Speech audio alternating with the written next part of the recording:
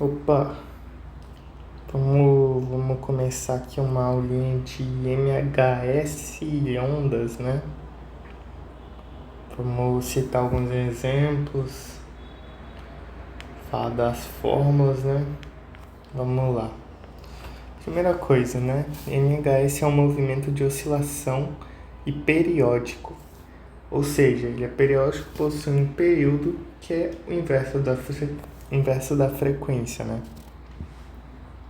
A gente pode calcular o período como sendo meio que esse ângulo aqui percorrido sobre a velocidade angular. Fazendo isso, quando eu quero esse ângulo inteiro, que é 2π, eu coloco sobre lambda, eu consigo essa fórmula. T pode ser escrito como 2π sobre lambda. Então, 1 sobre f, que é 2π sobre lambda, fica como? Lambda igual a 2πf. É outra fórmula aqui. Beleza. Aplicação na dinâmica. Ou seja, como é que eu sei que em determinada configuração de movimento eu tenho um MHS? E é muito simples, né? É só você ver se a aceleração, a força, né, tá variando com a posição. Normalmente tem essa configuração aqui. Esse x dois pontinhos significa aceleração. Ou seja, isso aqui é a posição, isso aqui é a velocidade, isso aqui é a aceleração. Eu basicamente derivei no tempo e fiquei passando, né? Se a gente abrir isso, eu vou falar disso mais pra frente, mas esse ômega ao quadrado, o que ele é? Ele é o K sobre a massa vezes x. Então a gente fica aqui x igual a K sobre M vezes x. Então, se a gente passar esse M para cá, vai ficar a massa vezes a aceleração. Isso aqui é a força, que é igual a menos K vezes x. Basicamente, para a gente identificar um MHS, a gente tem que ter essa configuração aqui. A força, que é igual a menos alguma constante, pode não ser esse K, vezes o x, que é a posição. Bem simples. Agora, a gente tem como aplicar isso num pêndulo, em que ele dá pequenas oscilações. Se ele der oscilações muito grandes, pode sim formar um movimento periódico, mas não vai ser um MHS. Tem um porém aí, né? A gente sabe que isso aqui é 2π raiz de LG, né? Só que eu vou provar aqui. A gente vai primeiro colocar as forças. Aqui vai ter a tração, o peso é para baixo. Eu coloquei que esse ângulo é alfa, então se eu decompor essa força-peso, vai ficar P cosseno alfa e P seno alfa. Agora perceba uma coisa, eu tenho esse ponto P aqui. Se eu quiser o torque dessa força nesse ponto P, como é que vai ficar? O torque no ponto P vai ser, esse P cosseno, ele não faz torque, porque ele está na mesma direção aqui, ele não faz torque. O único que faz torque é esse cara aqui. Então vamos lá. Vai ser a força vezes a distância. A força é o P seno alfa vezes a distância, que é daqui até aqui. Oxi, então é L, né? Vezes L. Só que a gente sabe também que o torque é o momento de inércia vezes a aceleração angular, né? Vou até mudar esse ângulo para não confundir, vou colocar θ. θ. Esse alfa significa aceleração angular, beleza? Então vamos igualar essas duas coisas aqui, A gente sabe que então momento de inércia vezes, vou escrever a aceleração angular como ângulo, dois pontinhos, aquela notação de aceleração. Isso vai ser mg, que é o peso, né? Seno de θ vezes L. O momento de inércia ele vai ser m vezes o r ao quadrado. Seria o raio, seria essa distância aqui. Ou seja, seria sempre essa distância aqui, ó. Beleza?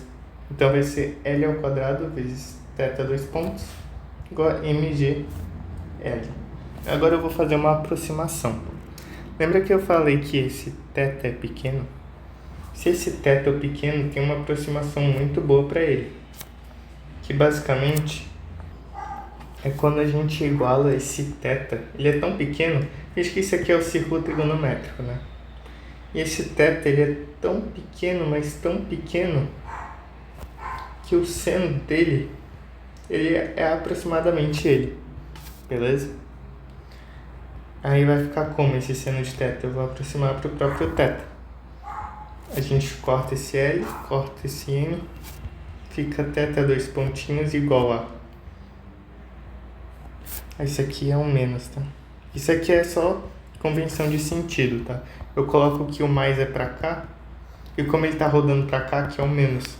Aí eu esqueci desse menos aqui, ó. Mas vai ter um menos aqui, porque ele tá rodando pra cá, nesse sentido horário. Aí tá, vai ficar então, θ 2 pontos vai ser menos g sobre L vezes θ. Opa! Percebeu que é um MHS? A aceleração está variando com a posição. Então esse cara aqui só pode ser o ômega ao quadrado. Então tá, né? Então o ômega vai ser raiz de G sobre L.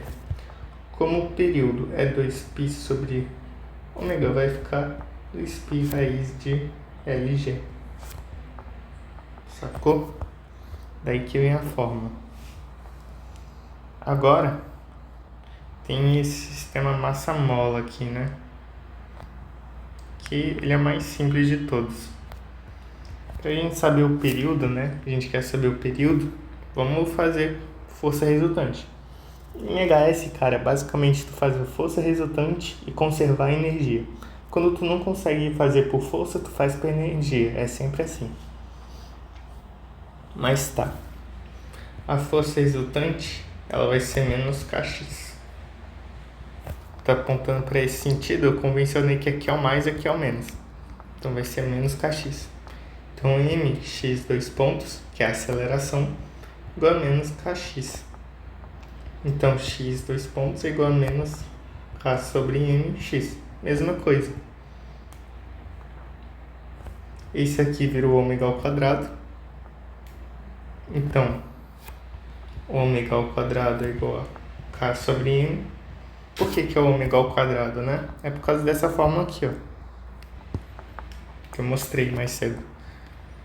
Essa fórmula aqui, o que estiver acompanhando com x, é o ômega ao quadrado. Então, o ômega vai ficar raiz de k sobre m. Então, fazendo a mesma coisa, daqui o período é 2π sobre mk. Uma forma de decorar é tipo Mortal Kombat. Bem facinho de decorar, né? Mas tá. Ah, sim. Uma OBS importante é que não importa a amplitude, o período é o mesmo. Você consegue perceber, né? Que aqui não está variando nada com a amplitude. O que eu quero dizer? Se eu tenho essa massa mola e eu puxar só um pouquinho para cá, coloquei bem aqui, ela vai oscilar no período. Mas se eu colocar ela lá longe, ela vai oscilar no mesmo período. O que vai mudar é simplesmente a frequência. Ou seja, essa aqui pequenininha, ela vai mais lento. Essa aqui vai ser rapidona. Entendeu? Vai mudar só a velocidade aí, não vai mudar o período em si. Aí tá, né? Vamos para as equações horárias do MHS. A gente primeiro precisa fazer uma analogia ao MCU, que nada mais, nada menos que é o movimento no círculo, né? Movimento circular uniforme. Basicamente, vou pegar um carinha aqui, ele vai estar com velocidade para cá. Só que, qual que vai ser a do MHS? O que que vai relacionar, né? É que a sombra dessa bolinha vai ser o movimento MHS. Então, tenta perceber essa simultaneidade. Quando ela vai estar assim, ó, a sombra vai vir para cá. Ela vai continuar o movimento, a sombra vai acompanhar. Esse movimento da sombra indica o MHS, entendeu? Então, se eu tenho... Deixa eu arrumar isso aqui.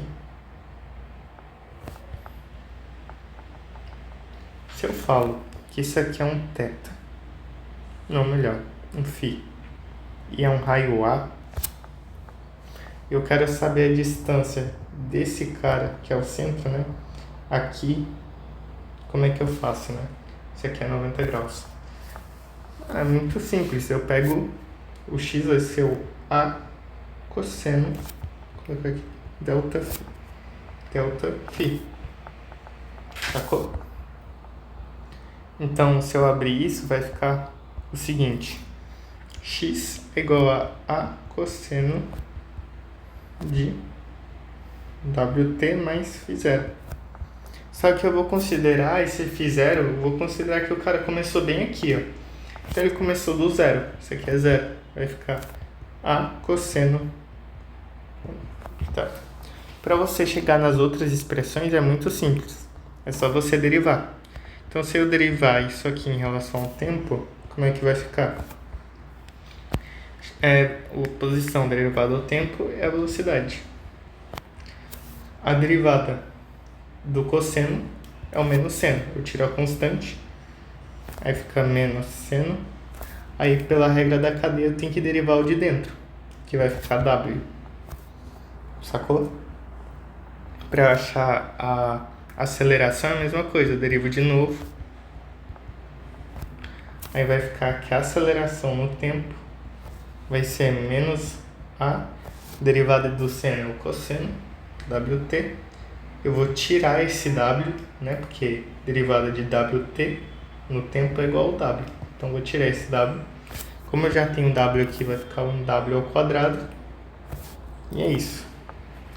Bem intuitivo, né? Mas se tiver dúvida na derivação, é só tu pesquisar a regra da cadeia, tá? Que é basicamente tu tem que derivar o de fora e o de dentro. Depois multiplicar. Basicamente isso aqui, ó. Eu tenho um f de x. Eu quero derivar sei lá, dt. Isso vai ser igual ao quê? Vai ser o df de x dx vezes dx dt. É como se isso aqui cortasse, entendeu? Mas tá. Vamos agora para outro ponto, né? Agora que a gente já viu as equações horárias, vamos para a energia do MHS. Bem, a energia do MHS é muito curiosa, que ela é sempre constante. Então, se eu tenho, sei lá, o mínimo, ela é sempre dividida, né? Ela é dividida em duas coisas, para começo de conversa, né? Em energia cinética e energia potencial elástica. Só que a soma delas é sempre constante. Isso que eu vou querer provar aqui para você. Mas o gráfico disso vai ficar, por exemplo, se eu colocar a energia cinética com amarelo, energia potencial elástica como vermelho, vai ficar assim.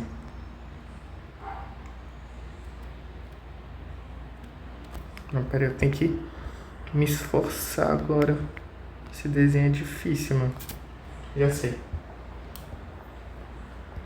colocar isso pra cá.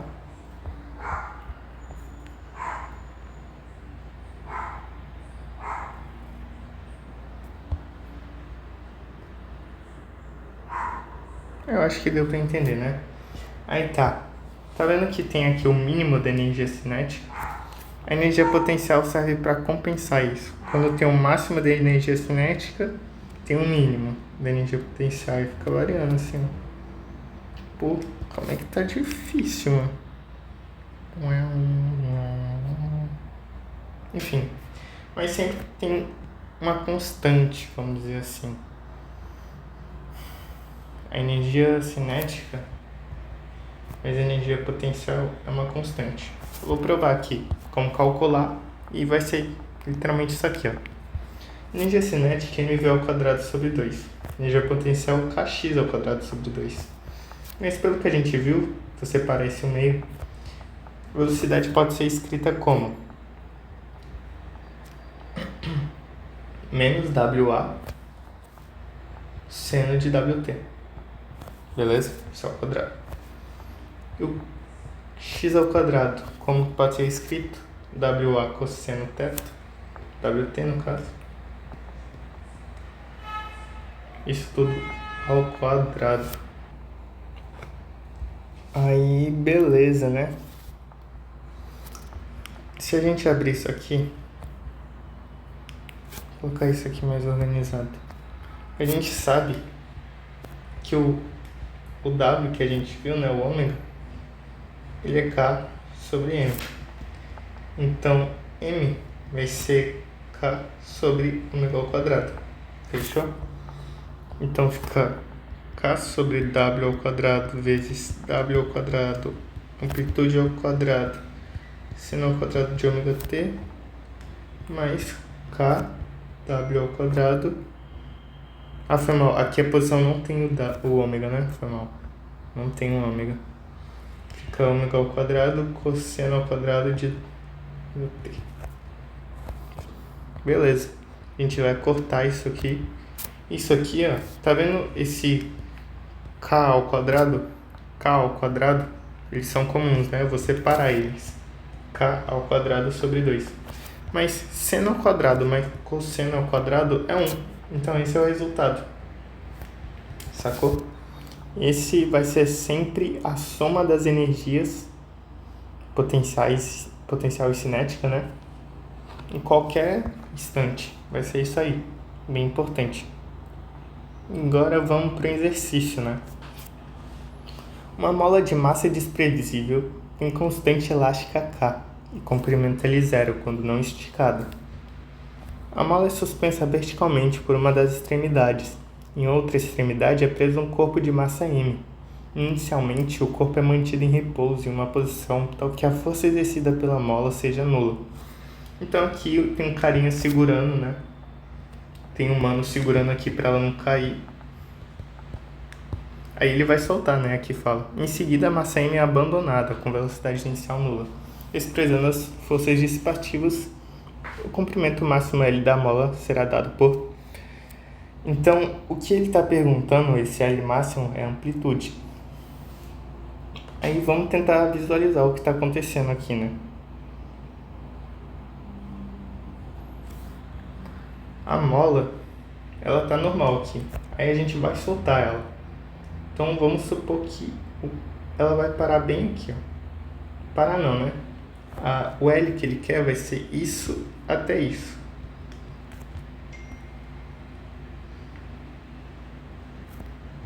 L, né? E aí ele quer amplitude.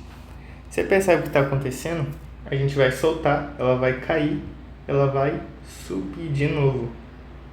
Só que quando ela subir, ela não vai parar aqui. Ela vai subir até essa distância aqui, que eu vou chamar de DL. Ela vai subir até uma distância DL. Esse DL vai ser a amplitude do movimento. Vamos fazer o seguinte. Eu vou colocar o meu referencial bem aqui, ó. Lembra que eu falei que quando é difícil fazer por força, tu faz por energia? A gente vai fazer por energia isso aqui. A gente vai falar que energia inicial é igual a energia final, né? Conservação da energia. Eu vou considerar a inicial quando ela está aqui paradona, sem fazer nada. E a final quando ela está na amplitude máxima. Quando ela está paradona, ela não tem energia cinética. Como o meu referencial é aqui, bem onde ela está, ela não tem energia potencial gravitacional e muito menos elástica, né? Porque aqui no próprio texto fala que a mola está relaxada, né? A força exercida pela mola seja nula, né? Então, ela é zero no início, basicamente.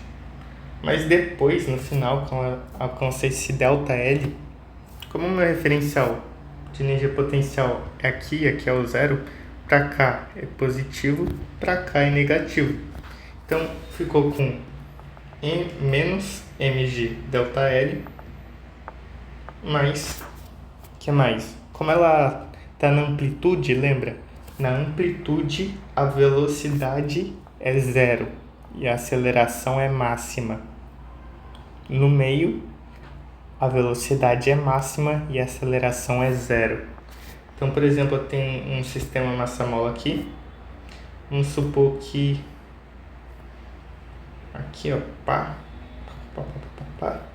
Aqui tem a mola, né? E aqui, pum. Aqui vai ser o momento de velocidade máxima. Quando ela está na amplitude máxima, na amplitude aqui é a aceleração máxima. Que nem aqui também é a aceleração máxima. Beleza, continuando aqui, a gente já colocou a energia potencial, falta a elástica, né? Que é K ΔL ao quadrado sobre 2.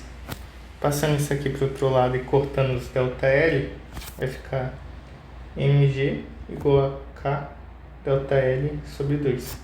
Então, ΔL é igual a 2mg sobre K. Mas ΔL, o que ele é, né? Ele é o L menos o L0. Então, vai ficar 2mg sobre K.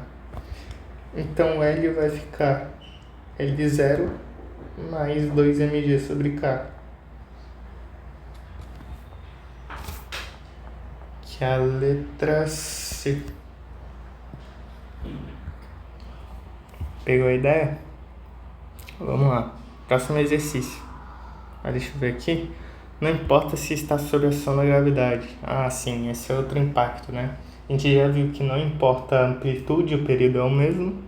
Não importa se tem a gravidade, se ele está, tipo, assim, né? Sob a ação da gravidade. O período também é o mesmo. Basta que a massa e a constante elástica sejam iguais. Próxima questão. Uma partícula que descreve um movimento harmônico simples tem a seguinte equação horária da posição. Beleza. A gente já viu, né, que posição em função do tempo é igual a cosseno de WT. Aqui já dá para ver algumas coisas, né? Tipo, o A é igual a 100, o W é igual a 4. Mas aqui ele colocou o φ0, né? Aqui ele tem o φ0, não tem que esquecer. Isso aqui é o delta, o ângulo, né? Beleza, o φ0 é igual a 3π sobre 4. Na letra A ele pede a elongação máxima, que é literalmente a amplitude, né? Que é 100. Ele quer, na letra B, a posição da partícula no instante t igual a 0, né? Então, x, quando 0, vai ficar 100 cosseno de 3π sobre 4, né? Eu zerei. Vai ficar 100 vezes raiz de 2 sobre 2 menos, né? Vai ser menos 50 raiz de 2. Menos 50 raiz de 2. Por que tá negativo, né? Porque esse aqui é o centro. Ele tá oscilando nisso aqui. Tá para antes do centro. Né? Se fosse para depois ia ser positivo. Se fosse no centro ia ser 0. A fase inicial tá aqui, né? É literalmente isso aqui. 3π sobre 4. O período.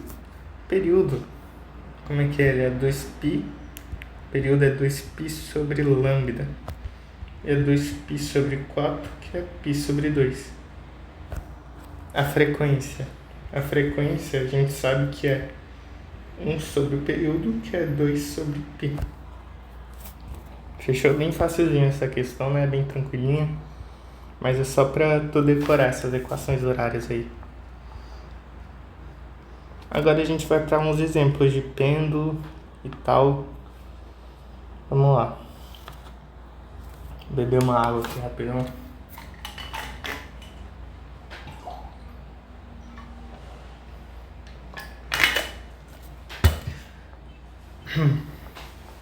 Nesse caso aí, a gente tem um pêndulo dentro de um carro em movimento.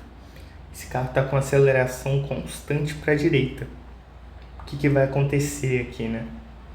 Como é que a gente calcula o período? Porque normalmente seria só, é T sobre 2π raiz de L sobre G, né? Só que aqui não.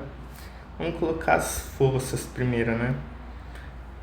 Como a gente está lidando com forças inerciais, se o carro está com uma aceleração para a direita, essa bolinha vai sentir uma aceleração para a esquerda. Ela também vai sentir a gravidade.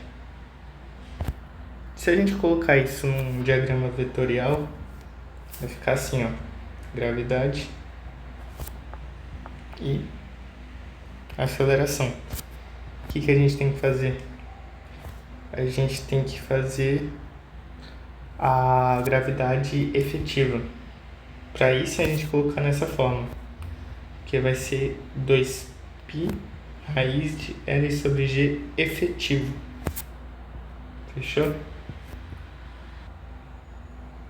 Aqui eu errei, né? Aqui a aceleração é para a esquerda, né? Fica assim, esquerda. Então o G efetivo ele vai fazer assim. Vou colocar de outra cor. G efetivo. Como é que a gente calcula ele, né? O G efetivo é só a gente fazer Pitágoras. S ao quadrado mais A ao quadrado.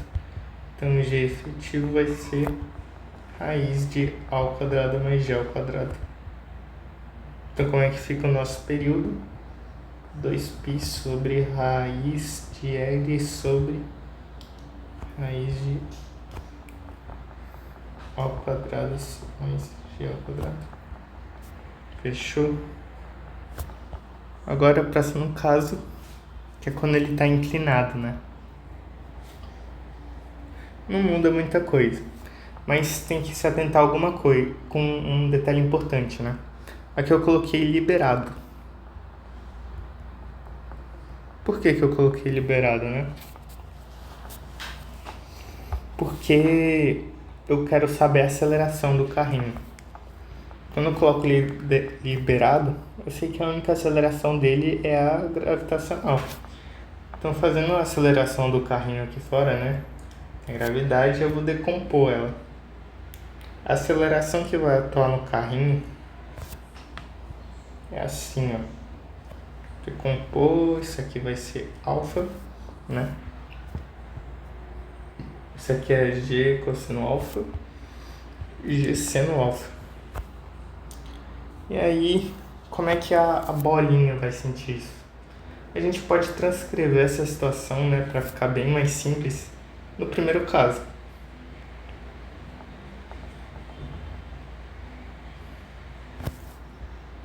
É só a gente rotacionar essa primeira figura, né? O que vai acontecer é o seguinte.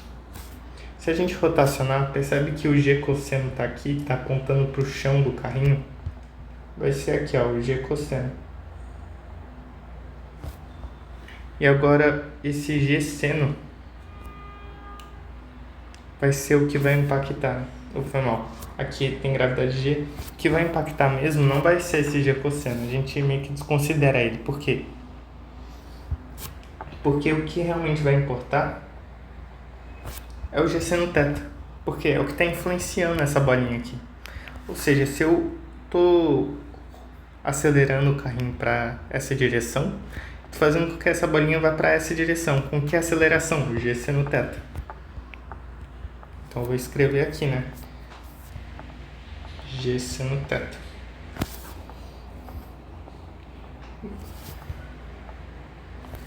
E aí acabou, né? Porque a gente quer o G efetivo, é só a gente fazer o diagrama dos vetores aqui, ó.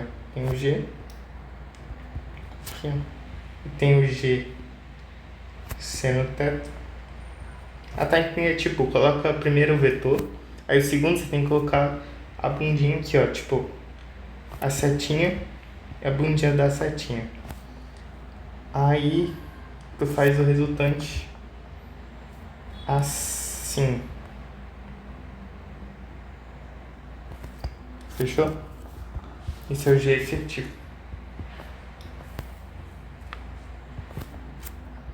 O G efetivo, então ele vai ser como? Opa, foi mal. Errei. Aqui não é pra essa direção não, mano. É pra outra. Eu errei a direção. Isso aqui é o G. E isso aqui é o G. Tá vendo que vai ter uma aceleração pra cá, o carrinho? Então, o que a bolinha vai sentir ao contrário? Lembra sempre disso.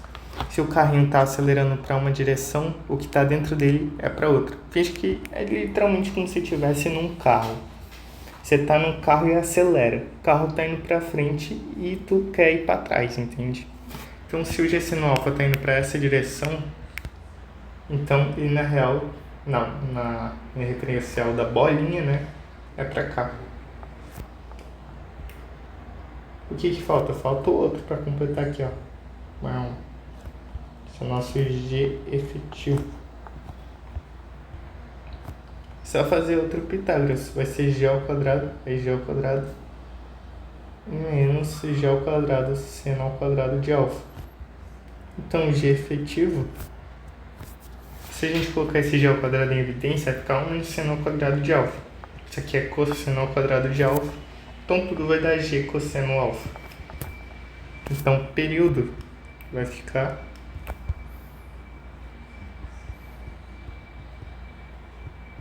L sobre G cosseno alfa. Beleza? Então, apenas o G efetivo importa. Bem importante. Vou pegar essa ideia aí. Vamos para a próxima agora. Vamos para o caso que a gente tem dois fios. Tu consegue visualizar onde é que vai ser a oscilação, o sentido da oscilação? É complicado, né? Porque ele não vai para esquerda e para direita, não vai fazer isso assim, não vai. Tem que visualizar no 3D, sacou? Tipo, ele tá indo para trás do papel e para frente do papel. Entendeu? Nesse caso, a gente não vai querer o G equivalente, porque ele não está no referencial acelerado. Vai ser o G normal. O que a gente vai querer? Vai querer o L equivalente. E como é que a gente sabe desse L equivalente? Cara, é muito simples. Tu liga esses dois aqui, ó, e traça a altura. Quando tu traça a altura, é nesse eixo que a partícula vai ficar oscilando. Ela vai vir para cá e para cá nesse eixo aqui. É como se esse aqui fosse L efetivo. Sacou?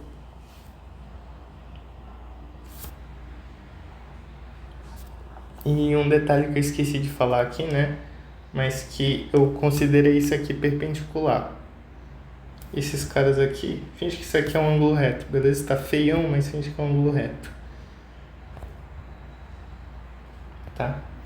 É o seguinte agora, eu vou pegar esse ângulo aqui, ó, vou chamar ele de θ. Aqui vai ser quanto? 90 menos θ. E aí, como aqui, ó, é 90 graus, aqui vai ser θ de novo.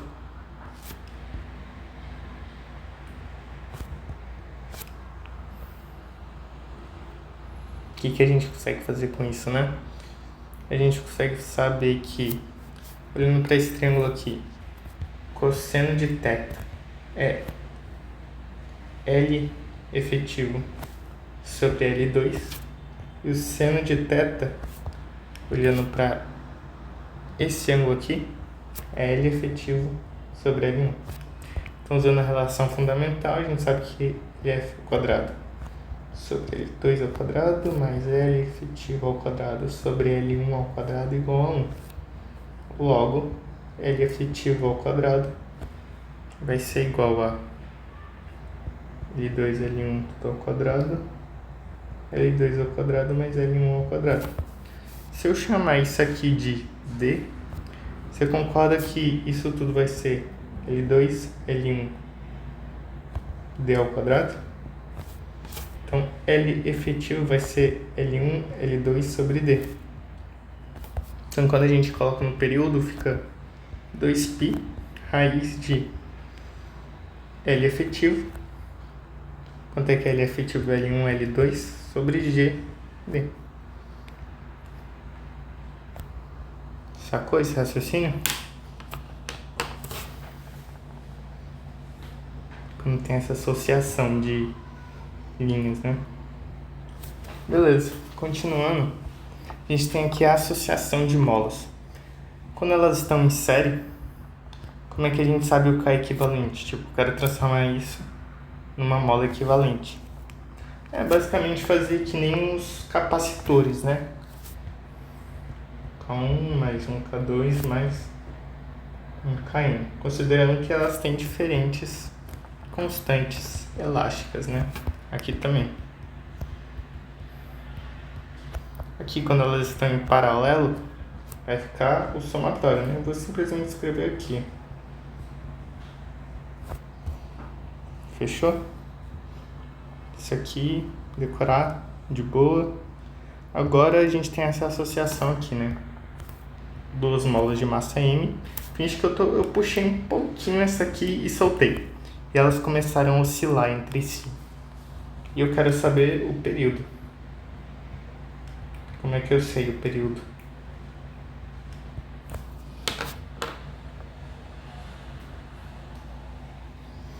Aqui eu vou usar um conceito chamado de massa reduzida, tá?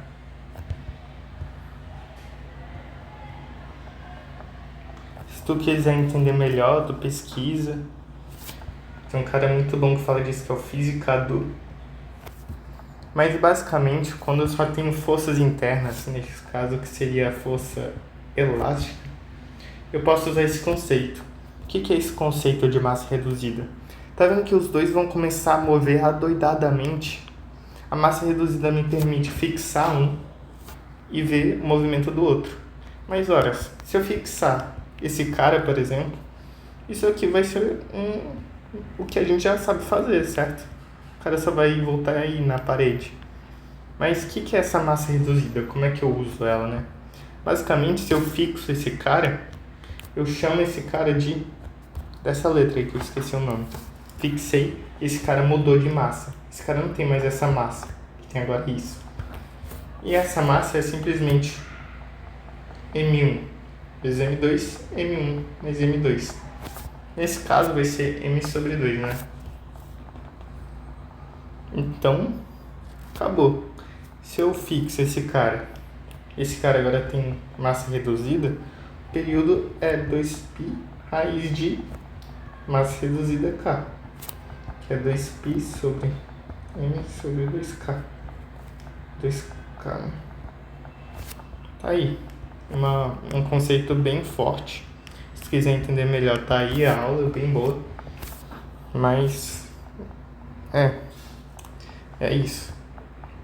Próximo conceito agora, né? É um desafio. Se tu quiser tentar aí, tu tenta. Mas que tá aqui o gabarito, tá aqui as dicas. Mas que o problema em si é uma partícula, ela vai atravessar esse tubo aqui.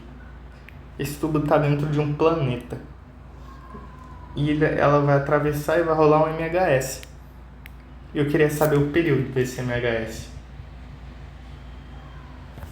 Ela vai ir, voltar, ir e voltar. Aí tem a dica, né?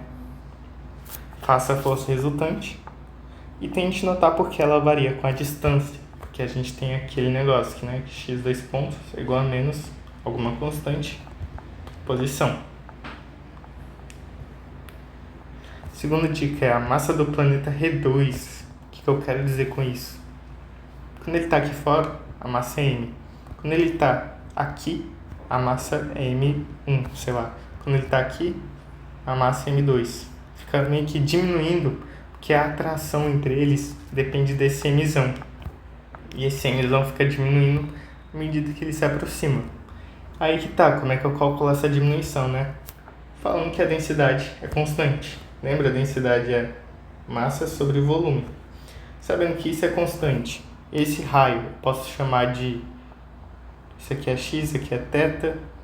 Aí eu me viro para chamar esse raio de alguma coisa que dependa da distância. Eu tenho volume. Se eu tenho volume, eu calculo a massa. Se eu tenho a massa, eu substituo aqui.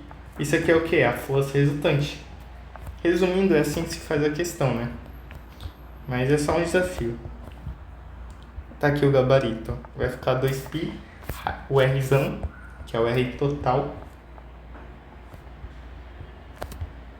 sobre Gm. M é a massa do grandão. Esse aqui é Mzinho. Fechou? Só um desafio. Vamos pular para ondas agora, né?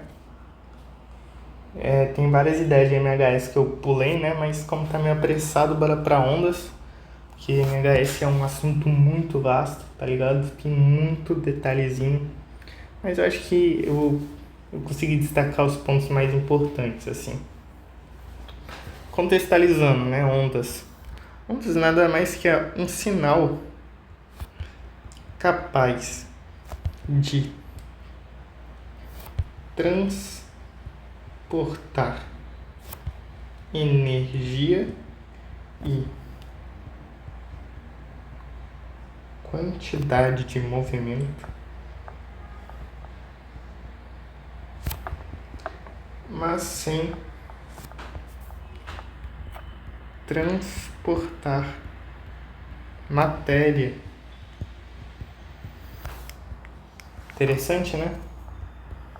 Tipo, a onda do mar é como se fosse uma onda, mais ou menos, né? Porque às vezes ela consegue transportar matérias. Mas o conceito que a gente tá aqui é que ela definitivamente não consegue transportar a matéria. Beleza. Classificação. Unidimensional. Tem a direção de propagação em um sentido. Aqui em 2 sentidos. Vou colocar em um plano melhor, né? Um plano. Em 2 planos. Em 3 planos. Ou seja, unidimensional é só assim. Bidimensional é assim e assim. Tridimensional é nos 3 eixos, né? Beleza. Agora, a diferença de frente de onda e raio de onda. A frente de onda, coloquei aqui fonte, a frente. A frente de onda é a fronteira já atingida pela onda e a região ainda não perturbada. O raio de onda é uma linha orientada tendo origem na fonte que indica a direção e o sentido de propagação da onda naquele meio. Enfim, traduzindo isso, tá aqui, ó. Isso aqui são os raios da onda, basicamente indicando onde é que ela está indo. Os raios, as setinhas são os raios da onda. E as frentes de onda servem como uma divisória. São essas linhas tracejadas que indicam onde é que a onda está com a mesma fase. Eu vou falar dessa tal de fase mais pra frente, mas se em algum momento alguns raios de onda têm a mesma frente de onda, elas têm fases iguais. Decora isso. Mesma frente de onda, fases iguais. Lembra também que esses casos que eu destaquei aqui, ó. Nesse caso, ó, setinha, raio de onda. Isso aqui seria onde é perpendicular em todos, né? Isso aqui seria a frente de onda. E esses pontos estariam em mesma fase. Entendeu? Aqui, ó, normalmente os raios de onda são perpendiculares às frentes de onda. As frentes de onda sempre estão na mesma fase. Aqui tem exceção, né? Meios anisotrópicos. Podem não ser perpendiculares. O que são meios anisotrópicos? São meios em que as propriedades daquele meio, como índice de refração, sei lá, resistência do ar, qualquer coisa, são diferentes para cada direção que você caminha. Então, se a gente tem as três direções aqui, ó, eu quero caminhar aqui. Ah, não, muda a propriedade do meio. Aqui também muda, de diferentes formas. Para qualquer lugar que eu vá, muda. Isso faz com que a frente de onda não seja perpendicular ao raio de onda, entendeu? Aí tá. Aqui a gente tem a velocidade da onda, que é o delta x sobre delta t. Só que eu quero o delta t para que seja o período da onda ao percorrer o seu comprimento de onda, que é basicamente quando tem essa diferença aqui, ó. Então ele vai fazer assim, ó. Pronto, deu o período. E como é que é isso? Vai ser simplesmente lambda sobre t. Só que lembra que o período é o inverso da frequência? Então vai ficar lambda vezes f. Essa é a equação fundamental. Tem que estar na veia essa aqui, né? Enfim, próxima coisa é a velocidade de propagação da onda. Aqui, ó. Velocidade de propagação. Quando tem uma corda aqui, né? E eu puxo com uma tensão T, e eu tenho uma... Lembra que isso aqui é uma densidade linear. Ou seja, vai ser a massa sobre comprimento. Essa fórmula é importante também. Outra coisa é a equação da onda unidimensional. Aí, vamos lá. Ondas progressivas e ondas regressivas. Tá vendo esse gráfico aqui que eu coloquei? Vamos supor que o movimento da onda está nessa direção aqui, ó. Ou seja, esse P está no sentido de x, certo? Então, se P está no sentido de x, então ela é progressiva. Então, a onda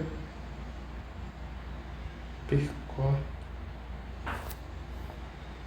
no mesmo sentido de x. E a regressiva é o contrário. Percorre no sentido contrário de x. Bem basiquinho, né? Então, se a onda está indo para cá, progressiva. Se está para cá, regressiva. Agora que eu quero que se atente a esses dois pontos aqui, ó. Esse F e esse P. Esse F significa que é a fonte, tá? E esse P é um ponto aleatório, que ele tem x, coordenada x e y, sendo que ele está se movendo para cá, né? A gente já sabe, a gente já viu como é que é a equação de um movimento harmônico, um oscilador harmônico, que é isso aqui, lembra? Por que é o y, né? O y, basicamente, estou fixando esse ponto bem aqui. Esse ponto ele vai fazer isso aqui, ó, no mesmo lugar. Ele não vai mudar de lugar, tá assim, ó. Então é o y que ele está oscilando. Esse y, quando é que ele é o máximo? Quando ele vai atingir a amplitude, certo? E esse cara vai ficar oscilando, que nem a gente falou, desse modo aqui. Aí que tá. A primeira coisa que a gente notou é que a amplitude de F, do ponto F, é a mesma coisa da amplitude P. Porque eles estão na mesma onda, cara. Bem simples, né? O segundo ponto, que é meio difícil de ver, é que vamos falar que tu tá segurando aqui a corda. Esse é tu, e tu fez tu chacoalhou ela. Vamos falar que o tempo T foi o tempo do F sentir isso. Vamos falar que T' é o tempo de P sentir isso. Se eu concordo aqui, vai ter uma distância aí, porque T' menos T vai ser delta T. Eu vou chamar esse T a diferença de tempo que eles sentiram. Porque quando você dá uma oscilação, essa perturbação, essa vibração vai percorrer todo esse caminho até chegar no P. Então vai ter uma diferença de tempo, eu vou chamar de ΔT, fechou? A gente vai colocar aqui na fórmula. Então, YP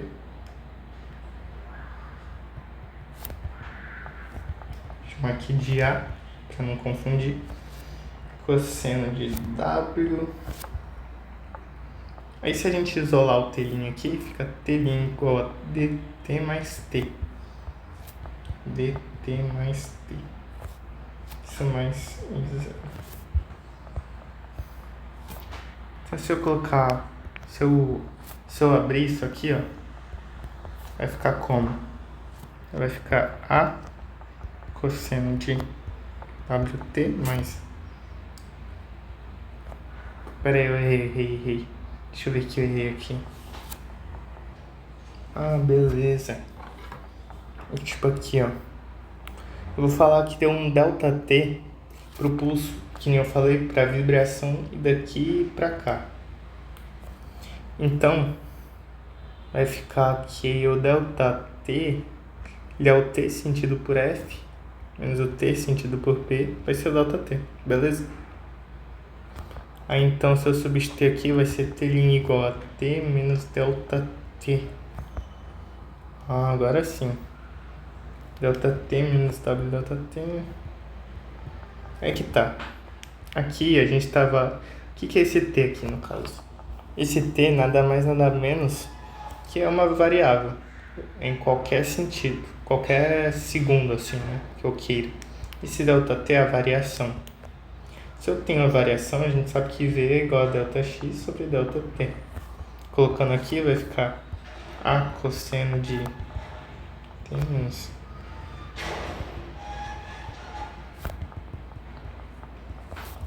Sacou? Se eu ainda reforçar isso aqui, vai ficar A cosseno WT, né? Menos. Aí fica esse W. A gente pode colocar como 2π vezes F vezes ΔX. Né? Vou colocar só X aqui, beleza? Só X. Mas isso aqui. Isso aqui, ó, lembra que velocidade é igual a lambda vezes a frequência? Então a frequência sobre a velocidade é o comprimento de onda. Viu aqui, ó? Frequência sobre velocidade é o comprimento de onda. Então vai dar A cosseno de WT menos 2π. Ah, tá, foi mal aqui, ó. F sobre V vai ficar 1 sobre lambda, é isso. Aí, tá vendo aqui, né? F sobre V vai ficar 1 sobre lambda. Vai ficar X mais isso aqui. Só que 2π sobre lambda é igual a K. Ora, se 2π sobre lambda é igual a K, então vai ficar aqui Y, X, vírgula T é igual a cosseno de T menos KX mais 0. Aí tá, eu vou explicar um pouco dessa fórmula, né? Por que tem esses dois caras aqui? Por que antes não tinha, né? Porque antes só tinha o T. Porque eu fixei o ponto. Tá vendo que aqui tá o F, aqui tá o P? É porque eu fixei esses caras. Se eu não quiser fixar, por exemplo, o X aqui não tá fixado. Por isso que depende de duas variáveis. Então se eu colocar T igual a 2, em T igual a 2 eu tenho muitos X aqui, ó. Todos esses X vai ter uma amplitude diferente. Porque afinal de contas esse Y é a distância daqui até onde esses caras estão. Entendeu? Porque agora tem duas variáveis. Eu meio que tirei a dependência do X. Quer dizer, eu coloquei a dependência do X agora. Eu tornei mais geral ainda a posição. Agora tá, né? Se fosse o sentido de propagação ao contrário, a gente viu que tá assim, né? Como é que seria a fórmula se fosse assim? Muito simples, é só trocar o sentido da velocidade. Se aqui a gente colocou que é mais v, aqui que é o menos v. E onde que a gente substituiu isso, né? A gente substituiu no ΔT, aqui é a velocidade. Então esse ΔT, que tem a velocidade, está no ômega, mas a gente substitui isso tudo aqui, ó, pelo kx. Então a única coisa que a gente tem que fazer é substituir esse kx pelo sinal contrário, mais kx. Entendeu a diferença? Então o que a gente pode afirmar? Como a gente está esse ponto, quando o movimento está nessa direção, esses sinais são contrários, de WT e KX, a gente pode formar aqui, quando X e T tem sinal oposto, então ela vai ser progressiva. Entendeu? Então, quando elas têm o mesmo sinal, quer dizer, sinal oposto, é porque ela está indo para cá. Se ela está indo para cá, é a mesma direção de X. Se é a mesma direção de X, tem sinais contrários. Se tem sinais contrários, então é progressiva. Se a gente fizer o mesmo raciocínio, a outra é regressiva. Não tem o mesmo sinal. Entendeu? Agora tá, a gente vai fazer a diferença de fase. A diferença de fase é basicamente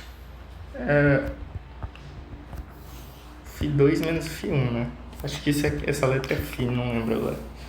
Mas eu tenho que considerar o mesmo frequência angular, certo? Então vai ficar WT mais KX1 mais a fase inicial. Aí eu pensei que é o 2, né? 2 menos WT mais KX1 mais 0. Aí vai cortar isso e isso.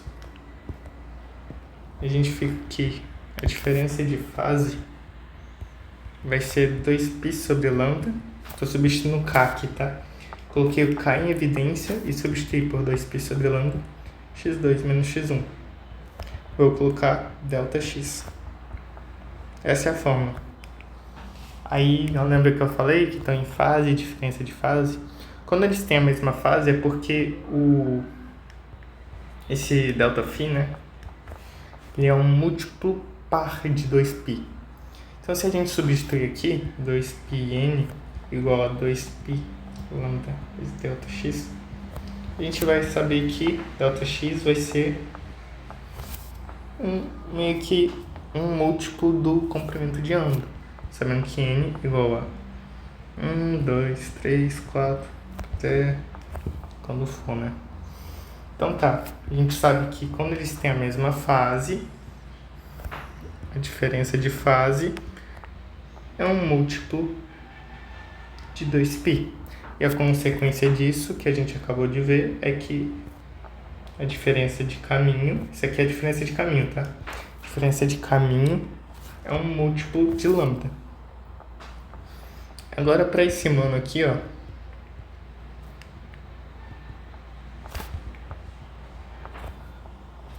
já vai ser diferente. Porque vai ser o seguinte, se a gente substituir, vai ser n ímpar vezes π igual a 2π lambda vezes dx. Corta, corta. Δx é igual a n ímpar lambda sobre 2. Então, Δx, diferença de caminho óptico, vai ser um n ímpar vezes comprimento de onda sobre 2. Deixei isso bem decorado, tá? Porque tem que estar na veia.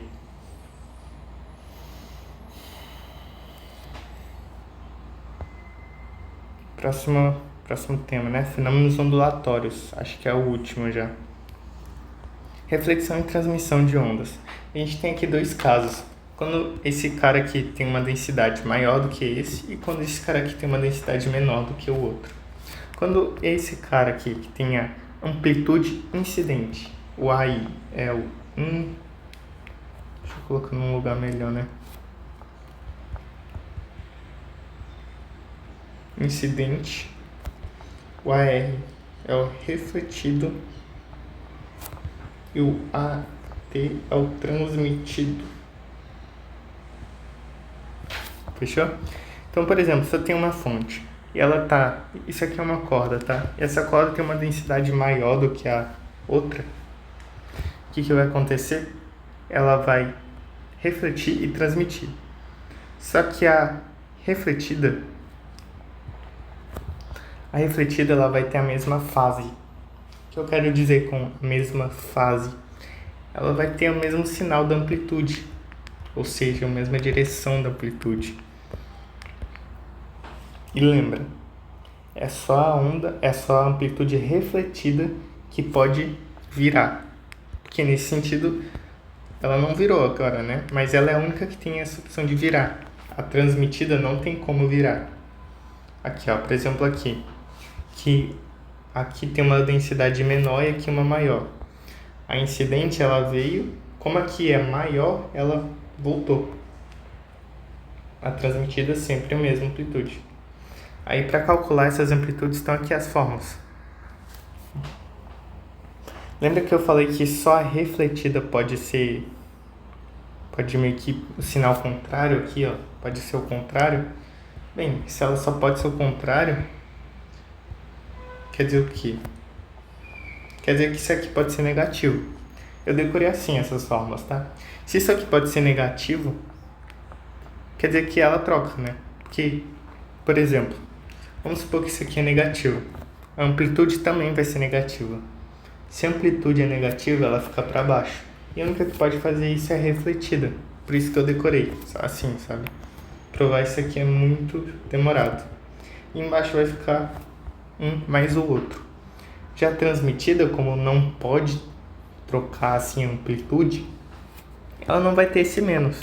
Ela vai ser simplesmente raiz de ômega 1, raiz de ômega 1 mais raiz de ômega 2.